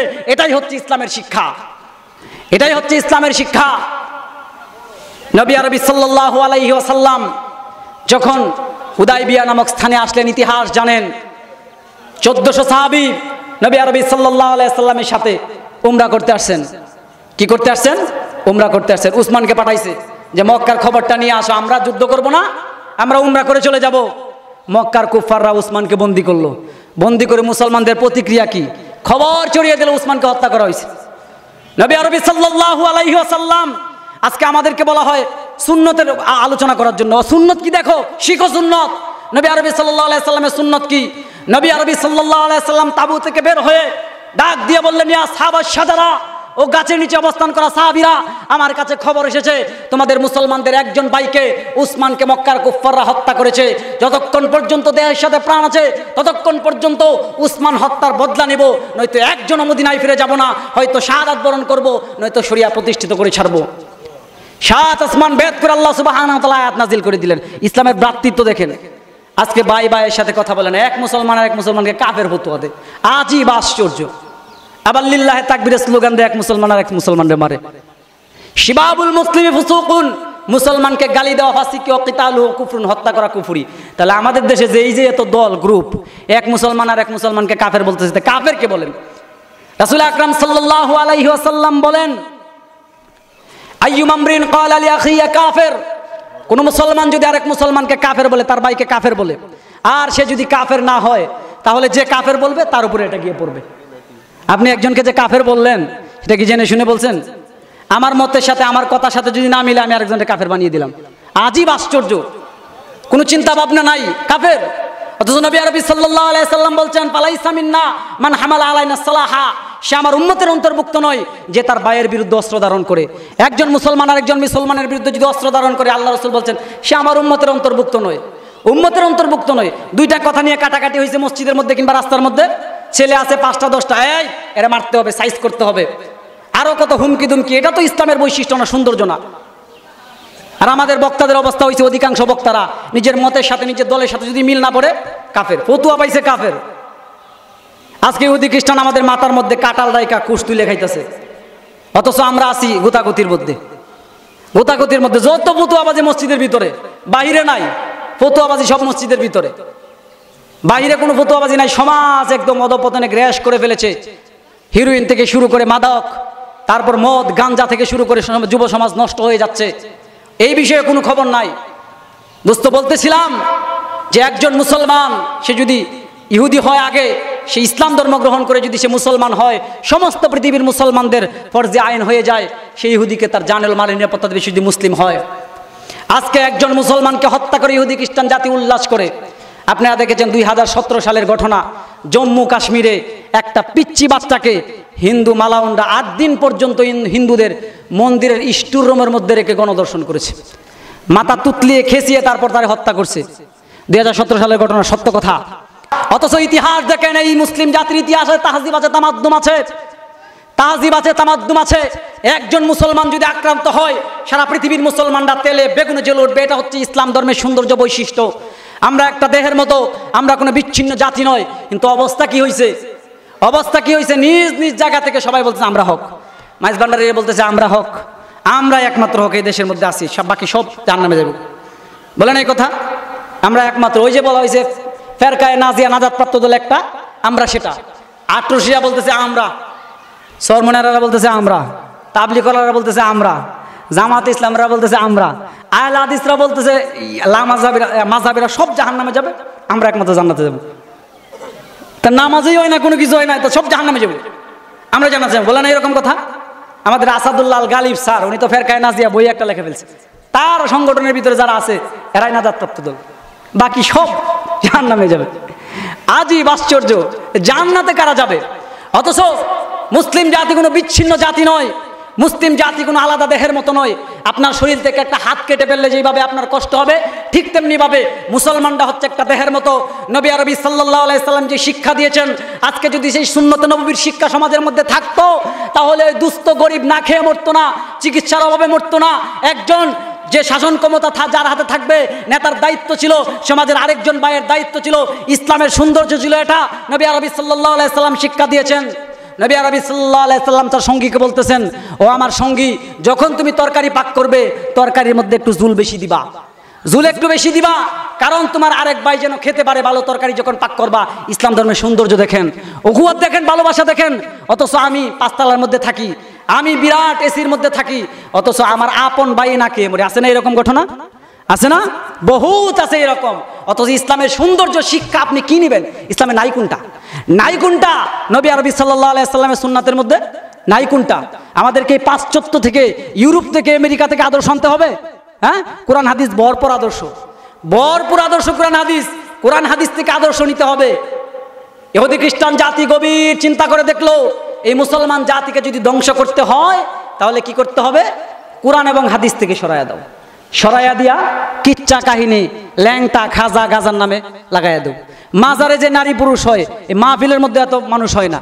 নাচতেছে, আকাশটা নাচছিল কেন, জমিনটা কাঁপছিল কেন, গান গাইছিল খাজা যেই দিন, এইভাবে নাচতেছে। তারপর কি গান ভাই, এগুলো বললে ইমান থাকবে না। কি গান গায় মাজারের মধ্যে, নারী পুরুষ একাকার হয়ে যাচ্ছে। আর এটা জসলে জুলুস, পবিত্র উরুস মুবারক, যেখানে পর্দার কোনো বিধান নাই। পর্দা করা কি ফরজ। ইয়া আইয়ুহান নবী কুল লিআজওয়াজিকা ওয়া বানাতিকা ওয়া নিসাইল মুমিনিন, আল্লাহ রাসূলকে আল্লাহ বলতেছেন কোরআনের মাধ্যমে, আপনি আপনার স্ত্রীদেরকে বলুন, মুমিন নারীদেরকে বলুন, তারা যেন পর্দা করে। এবার তো আবার টিভি চ্যানেলের মধ্যে কিছু হুজুরের আবিষ্কার হয়েছে। ইহুদি খ্রিস্টানদেরকে নিয়ে আপনি দাওয়াত দিবেন, সেটা ভিন্ন কথা, কিন্তু মুসলমান মহিলাদেরকে সামনে বসায়া তারপর কি সুন্দর ব্যাখ্যা, এতটুক খোলা থাকলে আর এতটুক খোলা থাকে পর্দা লাগে না, এ পর্দা হয়ে গেছে। তারা নিয়ে টকশো করে, এটা ইসলামের কলঙ্ক হচ্ছে। এটা চেলহাব মানে কি ঝুঁকিয়ে দেওয়া। আপনি একটা কে অনুমতি যে টিকাদারি আপনারা কে দিছে যে আপনি মুসলমান নারীদেরকে সামনে নিয়ে প্রশ্ন উত্তর পর্ব করবেন? দেখবেন নেটের মধ্যে আছে তথা কথিত বড় বড় আলেমরা, আমি তাদের সমালোচনা করতেছি না। আকর্ষণ বিকর্ষণটা কোত্থেকে হয় দোস্ত? আকর্ষণ বিকর্ষণ কোত্থেকে হয়? মুখ দেখে হয় না? একটা ছেলে একটা মেয়ের প্রেমে পড়ে, মুখ যদি বেঁকা থাকে, মুখের মধ্যে কোনো কাটা থাকে, তাহলে মেয়ে সুন্দর হলেও চলবে না, আগে মুখ দেখে। আর তারা ওই সময় নিয়ে এসতেছে সাহাবা একরাম, যখন ওই সময় সাহাবা একরামের সময় এক মহিলা এক দিক দিয়ে গেলে আরেক পুরুষ এই দিক দিয়ে যাইতো না, এই রাস্তায় ব্যবহার করতো না। আর তুমি কি সুন্দর একটা করেছো, টকশো করতেছো মহিলাদেরকে নিয়ে। হ্যাঁ বুঝতাম যে ইহুদি খ্রিস্টান হিন্দু মহিলা সামনে আছে, সে পর্দা কি বুঝেই না, তারা আপনি কি বলবেন যে পর্দা করে আসো? মুসলমানদেরকে সামনে নিয়ে তুমি প্রশ্নোত্তর পর্ব করতেছো, এই সুযোগ তোমার কে দিছে? এই ঠিকাদারি কে দিছে? এটা হচ্ছে গভীর ইসলামকে ধ্বংস করার জন্য একটা গভীর চক্রান্ত। তথা কথিত কিছু যারা সহি আকীদার দাবি করে, অথচ সহি আকীদার দ্বারে কাছেও নাই, সহি আকীদার দ্বারে কাছেও নাই। আলে সৌদের দালালি করে, তারপর হচ্ছে আপনার আলে সৌদের টাকা পয়সা খায়, খাইয়া ফতুয়াবাজি করে এসির ভিতরে বৈশা। যত ফতুয়াবাজি সৌদি আরব বৈশা, এই ওই সাইদি সাহেবের তাফসির হয় নাই, সাইদি সাহেব তাফসির বুঝে নাই, ওই হুজুর বুঝে নাই, ওই হুজুর বুঝে নাই, ওই হুজুর ভালো না, ওই হুজুর ভালো না। দেখবেন এদের যে অবস্থা, শুধু সমালোচনা সমালোচনা, খালি ভুল, ছোটখাটো একটা বিষয়। আরে দোস্ত, একজন বক্তা যখন 1 ঘন্টা আলোচনা করে, 2 ঘন্টা আলোচনা করে, 5 মিনিট তার ভুল থাকতেই পারে। আর এই তথা কথিত, আমি নাম নেব না, নাম নিলে আগামীকালকে দেখবেন আমার বিরুদ্ধে বিরাট একটা লিফলেট হয়েছে, নাম নিব না, আপনারা বুঝে নিয়েন, জ্ঞানী যারা বুঝে তারা ইশারাতে। এরা শুধু থাকে মানুষের দোষ খুঁজে বের করা, মানুষের দোষ কিভাবে খুঁজতে পারবে, এটা নিয়ে তারা ব্যস্ত আছে। 1 ঘন্টা একটা আলোচনা করলে একজন ব্যক্তি তার 5 মিনিট ভুল থাকতেই পারে। আমির হামজা কোথায় ভুল করলো, মিজানুর রহমান আজহারি কোথায় ভুল করলো, তারপর আরো বক্তা আবুল কালাম আজাদ বাশার সাহেব কোথায় ভুল করলো, সাইদি সাহেব তাফসির বুঝে নাই, তারা ওই সৌদি আরবে বৈশা ফতুয়াবাজি করে। আছে না কিছু হুজুর? হ্যাঁ, যত ফতুয়াবাজি শুধু ওইখানে বসে। আরে বেটা মাঠে ময়দানে কাজ করে দেখ, ইসলামের দাওয়াত দেওয়া কতটুকু কঠিন। রাসূল আকরাম সাল্লাল্লাহু আলাইহি সাল্লাম ঘরের ভিতরে বসে, এসির ভিতরে বসে দাওয়ার কাজ করেন নাই। ওই তায়েবে মাইর খাইছে, মাইর খায় নাই, শুধু খালি ভুল ধরবে। তো দোস্ত, যেটা বলতেছিলাম, ইসলামের সৌন্দর্য, রাসূল আকরাম সাল্লাল্লাহু আলাইহি ওয়াসাল্লাম বলেন মুসলমান কোনো বিচ্ছিন্ন জাতি নয়। নবী আরবি সাল্লাল্লাহু আলাইহি ওয়াসাল্লাম বলেন আল মুমিনু লিল মুমিনি কাল বুনিয়ান, একজন মুমিন আরেকজন মুমিনের জন্য হচ্ছে একটা প্রাচীর অট্টালিকার মতো। আশুদ্দুহু বাদুহু বাদন, যার এক অংশ অন্য অংশকে শক্তিশালী করে। মাতালুল মুমিনা ফি তাওয়াদ্দিহিম ওয়া তারাহুমিহিম ওয়া তাআতুফিহিম, মুমিনদের দৃষ্টান্ত তাদের ভালোবাসা, তাদের মুহাব্বত, তাদের আপনত্বের মধ্যে। মাতালুল জাসাদ, একটা দেহের মতো। একটা দেহের মতো। আপনার একটা দেহ থেকে যদি একটা অঙ্গকে কাটা হয়, কান কাটা হলে মাথায় ব্যথা পান, সারা শরীরে ব্যথা অনুভব করতে পারেন। পায়ের তালার মধ্যে বাড়ি দিলে সারা শরীরের মধ্যে যেমনিভাবে ব্যথা অনুভব করেন, ঠিক তেমনিভাবে পৃথিবীর একজন মুসলমান যদি আক্রান্ত হয়, পৃথিবীর একজন মুসলমান যদি আক্রান্ত হয়, তার বাড়ি হোক ওই ইউরোপে, তার বাড়ি হোক ওই কাশ্মীরে, তার বাড়ি হোক ওই আরাকানে, সমস্ত পৃথিবীর মুসলমানরা দল মত নির্বিশেষে সমস্ত ভেদাভেদ ভুলে গিয়ে এক প্ল্যাটফর্মে দাঁড়িয়ে প্রতিবাদের বাক্য উচ্চারণ করবে। এটাই হচ্ছে সুন্নতে নববীর শিক্ষা, এটাই হচ্ছে সুন্নতে নববীর শিক্ষা। ইসলাম ধর্ম কত সুন্দর দেখেন, দেখেন ইসলাম ধর্মের শিক্ষা। আজকে ইতিহাস আমাদের সামনে থেকে চলে গেছে, আমাদের সামনে থেকে চলে গেছে। ইহুদি খ্রিস্টান জাতি গভীর চক্রান্ত করতেছে মুসলিম জাতিকে ধ্বংস করার জন্য। ইবনে তাইমিয়ার ইতিহাস পড়ানো হয় না, সালাউদ্দিন আইয়ুবীর ইতিহাস পড়া হয় না, ইমামে আবু হানিফার ইতিহাস পড়ানো হয় না, ইমামে শাফির ইতিহাস পড়ানো হয় না। স্কুল কলেজের বইগুলোতে পড়ানো হয় এই হিন্দুদের উলুদ্দুনির শিক্ষা, পড়ানো হয় না। এগুলো কি ভুল বলতেছি নাকি? সত্য কথা। আমরা চাই, আমাদের গভর্নমেন্টের কাছে দাবি, যেহেতু আমরা মুসলমান, এদেশের মধ্যে 90% মুসলমান দাবি করে, দল যার যার, কিন্তু ইসলাম সবার, দল যার যার, নবী সবার। ইহুদি খ্রিস্টান জাতি গভীর চক্রান্ত করতে। অথচ দেখেন মুসলমান জাতি কোনো বিচ্ছিন্ন জাতি নয়। আজকে যদি একজন মুসলমানকে হত্যা করে কুফফার জাতি উল্লাস করতেছে, সমস্ত পৃথিবীর 150 কোটি মুসলমান যদি এক প্ল্যাটফর্মে এসে ঐক্যবদ্ধভাবে সুর তুলতো, একজন মুসলমানের হত্যার প্রতিশোধ যতক্ষণ পর্যন্ত না নিতে পারবো ততক্ষণ পর্যন্ত ঘরে বসে থাকবো না। ইহুদি খ্রিস্টান জাতি লেজ গুটিয়ে পালিয়ে যেতে বাধ্য হতো। ইতিহাস পড়েন, খলিফা মুতাসিম বিল্লাহ, রোমের ওই সাম্রাজ্যের মধ্যে এক মুসলমান মহিলাকে এক খ্রিস্টান গভর্নর, এক খ্রিস্টান গভর্নমেন্ট, এক খ্রিস্টান বাদশা তাপ্পর মেরেছিল। ওই রোমের সাম্রাজ্য থেকে ওই মহিলা চিৎকার মেরে বলেছিল, ও খলিফা মুতাসিম বিল্লাহ, আজকে এক ইহুদি শাসনকর্তা, এক ইহুদি বাদশা, আমার এক খ্রিস্টান বাদশা এই রোম সাম্রাজ্যের মধ্যে আমাকে তাপ্পর মেরে উল্লাস করতেছে, তুমি আল্লাহর কাছে কি জবাব দিবে? তৈয়ার হয়ে যাও। তখন ওই রোমের বাদশা বলেছিল, আসতেছে তোমার খলিফা মুতাসিম তোমাকে বাঁচানোর জন্য। মুচকি হাসি দিয়ে বলেছিল। যখন খলিফা মুতাসিম বিল্লাহর কাছে এই খবরটা পৌঁছলো, খলিফা মুতাসিম বিল্লাহ বলল, আমি সেদিনকে প্রতিপালকের কাছে জবাব দেব যেদিন প্রতিপালক আমাকে ডাক দিয়ে বলবে একজন মুসলমান আক্রান্ত হয়েছিল আর তোমার কাছে ফরিয়াদ চেয়েছিল, সাহায্য চেয়েছিল, সেদিন তুমি নীরব দর্শকের ভূমিকা পালন করেছিলে, আমি আমার প্রতিপালকের কাছে কি জবাব দেব? খলিফা মুতাসিম বিল্লাহ হাজার হাজার ঘোড়ার ব্যবস্থা করলো, সৈন্যের ব্যবস্থা করলো, নিজে নেতৃত্ব দিয়ে ওই রোম সাম্রাজ্যে হামলা করলো। রোম সাম্রাজ্যকে মাটির সাথে ধূলিসাৎ করে ওই রোমের বাচ্চার কাছে গিয়ে বলল, রোমের বাচ্চাকে বন্দি করলো, বন্দি করে মুসলমানকে নিয়ে আসলো, মহিলাকে নিয়ে এসে বলল, বলো তুমি, খলিফা মুতাসিম এসেছে, মুসলমান জাতি কোনো বিড়ালের জাতি নয়, মুসলমান জাতি হচ্ছে সিংহের জাতি। সিংহ যেমন বিড়ালকে দেখতে ভয় পায় না, ঠিক তেমনিভাবে মুসলমান কোনো রাম বাম দেখলে ভয় পাবে না, মুসলমান কোনো ইহুদি খ্রিস্টানদেরকে দেখলে ভয় পাবে না। মুসলমান একটা ভয় পাবে কাকে? আল্লাহকে ভয় পাবে, মুসলমানদের মাওলাকে।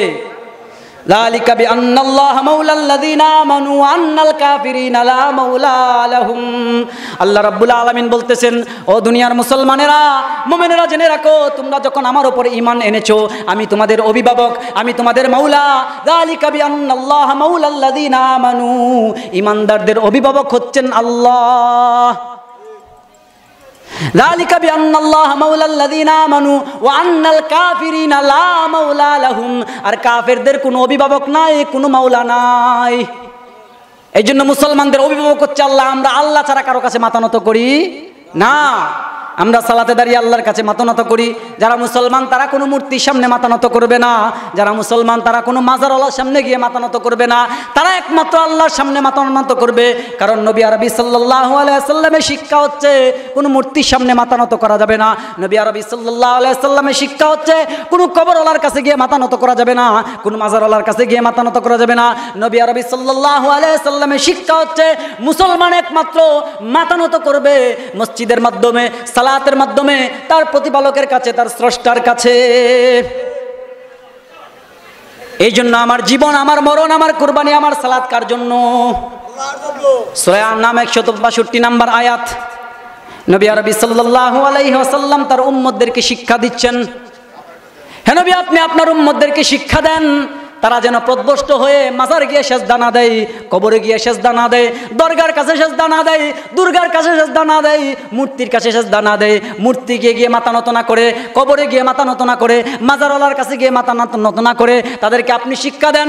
বলেন কুল, আপনি বলেন ইন্না সলাতি ওয়া নুসুকি ওয়া মাহইয়ায়া ওয়া মামাতি লিল্লাহি রাব্বিল আলামিন। আপনি আপনার উম্মতদেরকে বলেন, আপনি আপনার উম্মতদেরকে শিক্ষা দেন আমি নবীর জান মাল কুরবানি, আমার সালাত, আমার জীবন, আমার মরণ কুরবানি লিল্লাহি রাব্বিল আলামিন, জগতের প্রতিপালক আল্লাহর জন্য। এটা হচ্ছে নবীর শিক্ষা। নবীর উম্মতদেরকেও তাদের জান মাল কুরবানি সালাত কার জন্য হতে হবে? আল্লাহর জন্য হতে হবে। নবীর জান মাল সব যদি হয় আল্লাহর জন্য, আপনার জান মাল কার জন্য? আপনার জান মাল কার জন্য? আল্লাহর জন্য। কি সুন্দর, আল্লাহর জন্য জান মাল, কথা ঠিক আছে নি? না আবার খাজার দরবারে দৌড় মারবেন গরু লইয়া? আজীব আশ্চর্য। আগে চলে মালগাড়ি, লাইন ছাড়া চলে না গাড়ি, পিছনে চলে মাইজ ভান্ডারি, মাইজ ভান্ডারি নিয়ে যাবো নাকি? পার করার মালিক কে? আল্লাহ। এই জন্য আমাদের জীবন, আমাদের মরণ, আমার কুরবানি হচ্ছে কার জন্য? আল্লাহর জন্য। ওয়াসজুদু ওয়াবুদু লিল্লাহি রাব্বিল আলামিন ওয়ারকাউ ওয়াসজুদু ওয়াবুদু লিল্লাহি রাব্বিল আলামিন। আমার রুকু, আমার সেজদা, আমার জীবন, আমার মরণ জগতের প্রতিপালক আল্লাহ সুবহানাহু তাআলার জন্য, আল্লাহ সুবহানাহু তাআলার জন্য। সম্মানিত প্রিয় উপস্থিতি, এইদিকে মনোযোগী হন, এরা এদের কাজ করুক, এদিকে মনোযোগী হন। আমার জীবন, আমার মরণ, আমার কুরবানি জগতের প্রতিপালক আল্লাহ সুবহানাহু তাআলার জন্য। এটা হচ্ছে নবী আরবি সাল্লাল্লাহু আলাইহি সাল্লামের শিক্ষা। এটা হচ্ছে নবী আরবি সাল্লাল্লাহু আলাইহি সাল্লামের শিক্ষা। নবী আরবি সাল্লাল্লাহু আলাইহি ওয়াসাল্লাম বলেন, বুখারীর হাদিস, কিতাবুল ঈমান অধ্যায়ের হাদিস, ক্বালা সালাতুন মান কুন্না ফিহি ওয়াজাদা হালাওয়াতাল ঈমান। নবী আরবি সাল্লাল্লাহু আলাইহি ওয়াসাল্লাম বলেন, ও আমার উম্মতেরা, মুমিনেরা, তোমরা জেনে রাখো, তোমরা জেনে রাখো, তোমাদের মধ্যে যদি তিনটা বৈশিষ্ট্য থাকে, তিনটা গুণ থাকে, তাহলে তোমরা ঈমানের স্বাদ পাইবা, মজা পাইবা। ও দোস্ত, আজকে ইবাদত করেন কিন্তু ইবাদতের স্বাদ পান না, মজা পান না। আমার নবী আরবি সাল্লাল্লাহু আলাইহি ওয়াসাল্লাম বলেছেন, ও আমার উম্মতেরা জেনে রাখো, তিনটা গুণ যদি তোমার মধ্যে থাকে, তিনটা বৈশিষ্ট্য যদি তোমার মধ্যে থাকে, তুমি সালাত আদায় করে, সিয়াম আদায় করে, যাকাত দিয়ে, নামাজ পড়ে, হজ করে, তুমি ইবাদত করে সেই ঈমানের মাধ্যমে মজা পাইবা। ক্বালা সালাতুন মান কুন্না ফিহি ওয়াজাদা হালাওয়াতাল ঈমান। কিন্তু গুণ থাকতে হবে তিনটা। ও দোস্ত, আমি তিনটা গুণ উপস্থাপনা করতেছি, এবার দেখেন আপনার মধ্যে তিনটা গুণ আছে কি না। যদি আপনার মধ্যে তিনটা গুণ থাকে, তাহলে আপনি ইবাদতের মাধ্যমে স্বাদ পাবেন। আপনি আপনার স্রষ্টার ইবাদত করে, প্রতিপালকের ইবাদত করে স্বাদ পাবেন। এই তিনটা গুণ যদি থাকে, সালাতে দাঁড়িয়ে যখন বলবেন আলহামদুলিল্লাহি রাব্বিল আলামিন, চোখের পানি আপনার এমনিতেই পড়তে থাকবে, কলিজা ঠান্ডা হয়ে যাবে, শীতল হয়ে যাবে। আর যদি তিনটা গুণ না থাকে, সারা জীবন পড়বেন আলহামদুলিল্লাহি রাব্বিল আলামিন, চোখ থেকে এক ফোঁটা পানিও বের হবে না। এই তিনটা গুণ কি এবার আমি উপস্থাপনা করতেছি। আনাকুনাল্লাহ ওয়া রাসূলুহু আহাব্বা ইলাইহি মিম্মা সিওয়াহুমা। প্রথম নাম্বার গুণ হচ্ছে আপনার কাছে প্রিয় হবে আল্লাহ ও তার রাসূল অন্য সব কিছুর তুলনায়। অন্য সব কিছুর তুলনায় আল্লাহ ও তার রাসূল সবচেয়ে বেশি প্রিয় হতে হবে। এবার আমরা আল্লাহ রাসূলকে সবচেয়ে বেশি ভালোবাসি কিনা? বাসি কিনা? কে কে বাসেন হাত তুলে দেখান। এবার ঈমানেই পরীক্ষা হবে। পাস করতে রাজি আছেন তো ইনশাআল্লাহ?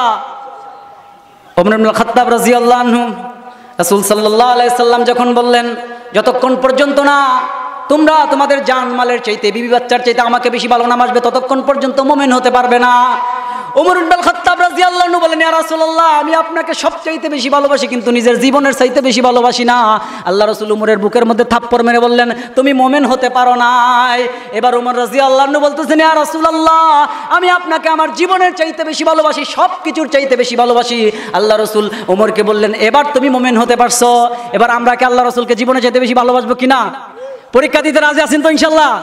হাত তুলে দেখান তো কারা পরীক্ষা দিতে রাজি আছেন। আল্লাহ এই সমস্ত ভাইদেরকে তুমি কবুল করো, তারা তোমার নবীকে তোমাকে জীবনের চাইতেও বেশি ভালোবাসবে। এবার যদি ভালোবাসতে চান, নবীর সুন্নত হচ্ছে উফুল্লাইল, দাড়ি লম্বা করা। দেখি তো কিছু যুবক আছে কিনা নবীকে ভালোবেসে, আল্লাহকে ভালোবেসে এই ময়দানকে সাক্ষী রেখে দাঁড়িয়ে রাখতে পারবে কিনা? হাত তুলে দেখান তো দেখি, বুকের ফাটা আছে কিনা। যারা রাখছেন তারা না, যারা রাখছেন তারা না। রাখবেন তো ইনশাল্লাহ? কথা দিছেন তো? আল্লাহ তোমার সাথে কথা দিয়েছে, তোমার নবীকে ভালোবেসে, তোমাকে ভালোবেসে দাঁড়িয়ে রাখবে। এখন যারা আমার মা ও বোনেরা আছেন, নবীকে ভালোবেসে, নবীর ভালোবাসায় পর্দার মধ্যে থাকতে পারবেন কিনা? মা বোনেরা যারা ভিতরে আছেন, আল্লাহকে হাত তুলে দেখান। যদিও আমরা দেখতেছি না, কিন্তু আরশের প্রতিপালক তো দেখতেছেন, আরশের প্রতিপালক দেখতেছেন, আরশের প্রতিপালক সব দেখতেছেন। ক্যামেরা হইতাছে, এইগুলো ফেরেশতারা এগুলো ভিডিও করতেছে। আপনার প্রত্যেকটা জীবনের কর্মকাণ্ড সম্পর্কে আপনাকে আল্লাহ জিজ্ঞাসা করবেন বিচারের দিন। এই যে এখানে আল্লাহকে হাজির নাজির রেখে, আল্লাহকে এখানে সাক্ষী রেখে, আল্লাহর ভালোবাসায়, রাসূলের ভালোবাসায় হাত তুলেছেন। আল্লাহ হতে পারে আল্লাহ সুবহানাহু ওয়া তাআলা আপনার এই একটা ক্ষুদ্র আমলের কারণে বিচারের দিন আল্লাহ সুবহানাহু ওয়া তাআলা আপনাকে জান্নাত দিয়ে দিবেন।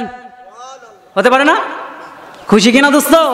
হ্যাঁ, রাসূল আকরাম সাল্লাল্লাহু আলাইহি ওয়াসাল্লাম বলেন, এই হচ্ছে একটা গুণ।